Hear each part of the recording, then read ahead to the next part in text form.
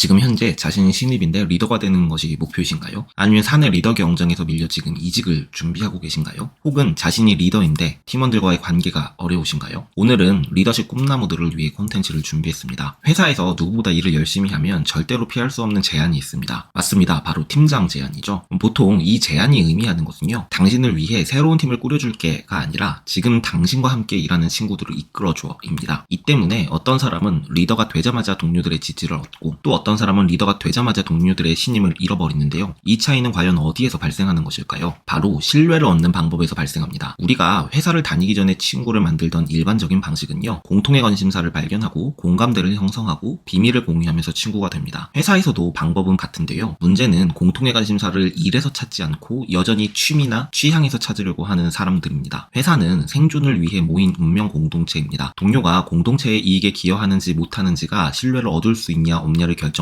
열쇠인데요. 어떤 사람은 잘 몰라서, 어떤 사람은 알고도 이런 실수를 해요. 특히 알고도 이런 실수를 하는 사람은요, 일로 신뢰를 만들 만한 경쟁력이 자기 자신에게 부족하다는 것을 알고 있기 때문에 개인의 사적 영역으로 침투해 관계를 주도하려는 의도를 가지고 있는 것이니까요. 특히 조심하셔야 합니다. 보통 회사에서는 이런 활동을 사내 정치로 보니까요. 일로 만난 사이에서 지켜야 할 기본적인 태도를 배우지 못하고 다른 회사에 이직을 하게 되면 다음과 같은 방식으로 경력을 망치게 됩니다. 먼저 일을 통해 자신의 가치를 증명하고, 협업을 통해 가까워지고, 마지막으로 취미나 취향을 공유하며 개인적 관계를 다져나가야 하는데요. 이를 거꾸로 하는 거예요. 가장 먼저 취미나 취향을 공유하여 공감대를 형성하고, 협업을 하는데 일적으로는 믿을 수가 없으니까 서로 개인 플레이를 하게 되고요. 이 때문에 관계가 삐그덕거리게 되고요. 이 때문에 갈등이 심화되면 뒤늦게 저 사람은 공과 사가 구분이 안 되는 사람인 것 같아요 라고 서로 지적하는 패턴입니다. 의사소통이 아무리 쌍방과실이라지만 이 경우에는 리더가 원인을 제공했기 때문에 리더가 무능한 것이 맞습니다. 그리고 대부분 팀원들도 그렇게 생각하겠죠. 회사에선 그 무엇보다 일로 신뢰를 쌓는 게 먼저예요, 여러분. 지금부터 그 방법을 알려드리겠습니다. 첫 번째는요, 처음 회사에 입사하면 대화의 비중을 100% 일에 맞추셔야 돼요. 자신은 무슨 일을 해야 하는지, 이 일에 문제가 생기면 누구를 찾아가서 물어보면 되는지 같은 기본적인 정보의 흐름에서부터 일을 할 때 나는 어떤 점이 재밌고, 어떨 때 만족스럽고, 또 어떨 때 재미가 없어지고 어떨 때 불만족스러워지는지, 내가 이 일을 통해 새롭게 배우고 싶은 건 무엇이고 현재 나한테 부족한 직무 능력은 무엇인지 등등 일을 주제로 할 수 있는 대화는 정말로 무궁무진해요. 이 과정에서 자연스럽게 친밀감과 유대감이 생기면 그때부터 개인적인 이야기를 할 기회가 생기니까 너무 조급해하지 않으셨으면 좋겠어요. 다만 처음부터 개인적인 주제로 접근해서 회사나 동료를 비난하는 대화로 자연스럽게 몰고 가는 직원이 있다면 정말로 조심하셔야 합니다. 그 사람의 생존 방식에 말려들지 마세요. 생각은 전염되기도 쉽고 나 자신의 평판도 아주 쉽게 망가집니다. 내가 누군가를 뒷담화하지 않더라도요, 뒷담화하는 자리에 함께 있었다는 것만으로도 평판이 망가지니까요, 정말 각별히 주의하셔야 합니다. 두 번째는요, 아무리 친해도 야야거리지 마세요. 동기들끼리 야야거리기 시작하면요, 그 사람은 일을 아무리 잘해도 절대 팀장 자리를 제한받지 못합니다. 야야거리던 동료를 과연 그 사람이 통솔할 수 있을까요? 게다가 이런 방식으로 평판이 망가지기 시작하면 업무의 양도 줄어들고 대화의 빈도 자체가 줄어들게 돼요. 관심에서 멀어진다는 소리죠. 이에 따른 불만을 서로 야야거리는 동료들과 이야기하기 시작하면 최악의 회사생활 패턴입니다. 팀장은커녕 팀에 남아있는 것조차 어려워지니까 꼭 조심하세요.